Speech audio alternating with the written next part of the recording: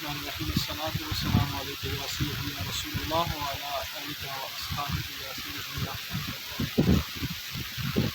سامعین حاضرین السلام علیکم ورحمۃ اللہ وبرکاتہ۔ اللہ تعالیٰ ہم میدان بدر پہنچ چکے ہیں کہ وہ سرزمین ہے جو پاک سرزمین جہاں پہ نبی علیہ الصلوۃ والسلام اپنی پوری حیات طیبہ کی جمع پونجی لے کے 313 صحابہ کی شکل میں یہاں پہ تشریف لائے، ہزاروں کی تعداد میں کفار کے مقابلے کے لیے اسلام اور کفر کی پہلی جنگ جو ہے اور معرکۃ الآراء جنگ جو ہے وہ یہاں پہ اس بدر کے اسی میدان میں اس جگہ پہ وہاں سے وہ جنگ ہوئی ہے۔ صحابہ کرام جو تھے وہ 313 کی تعداد تھی اور بے سر و سامانی کے عالم میں 1-2 اونٹ تھے، 8 گھڑیں تھیں، 6 تلواریں تھیں اور کچھ گھوڑے تھے، اور باقی جتنے بھی صحابہ تھے ان کے پاس کھجوروں کی ٹہنیاں تھیں، اور اتنا عالم تھا بے سر و سامانی کا کہ جب صحابہ مدینے سے نکل رہے تھے تو کفار اور مشرکین اور یہودی جو ہے وہ صحابہ کا مذاق اڑا رہے تھے۔ تو یہ صحابہ ان مکے والے قریشیوں کے ساتھ جنگ کرنے جا رہے ہیں، یہ ان کے ساتھ لڑیں گے، اس حالت میں ان کا مذاق اڑایا جا رہا تھا۔ لیکن رسول اللہ صلی اللہ علیہ وسلم کے ساتھ جان ساران بحر رویا جو راستے میں ہمارے آیا، ہم نے اس کا انٹروڈکشن بھی کروایا ہے، وہاں بھی حضور علیہ الصلوۃ والسلام نے پڑاؤ ڈالا اور چند صحابہ کو یہاں بھیجا تھا بدر کے مقام پر کہ دیکھ کے آئے۔ جب یہ دیکھ کر واپس گئے یا رسول اللہ کی تعداد میں بہت زیادہ ہیں، ان کے پاس تمام جنگی ساز و سامان اور سواریاں بڑی وافر مقدار میں، ایک رات میں جو ابو جہل اور اس کے حواری تھے ایک رات میں وہ 100 اونٹ جو ہے ایک سردار ذبح کرتا تھا۔ شباب و کباب کی محافل کا انعقاد اس جگہ پر ہوتا تھا۔ تو اس طرف جو تھے وہ کافر تھے،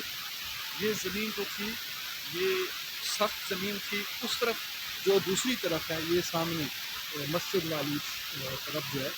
یہ جگہ جو تھی یہ ریتلی جگہ تھی۔ تو یہاں پہ کافروں نے قبضہ کر لیا تھا کہ ہم سخت زمین پر پہنچ جما کر لڑ سکیں گے اور مسلمان جو ہیں وہ ریتلی زمین میں ان کے پہنچ دستے جائیں گے۔ تو بڑی چالاکی کے ساتھ انہوں نے قبضہ کیا تھا کہ اس جگہ پہ پھر جنگ شروع ہو گئی۔ اور یہ ابھی میں آپ کو بتاتا ہوں، یہ کنواں ہے، یہ بدر کے میدان کے اندر یہ کنواں ہے۔ ابو جہل سمیت 70 جو کفار ہیں یہاں اس کنویں کے اندر واصل جہنم، ابو جہل بھی یہی اسی کنویں کے اندر واصل جہنم ہوا ہے۔ معوذ اور معاذ دونوں صحابہ جو ہیں انہوں نے ابو جہل، تو انہوں نے ابو جہل کو واصل جہنم کیا، اور حضرت بلال رضی اللہ تعالیٰ عنہ آپ کے قدمین شریفین جو ہیں وہ ابو جہل کی چھاتی پر دکھائے گئے رسول اللہ صلی اللہ علیہ وسلم۔ تو یہاں پہ معرکۃ الآراء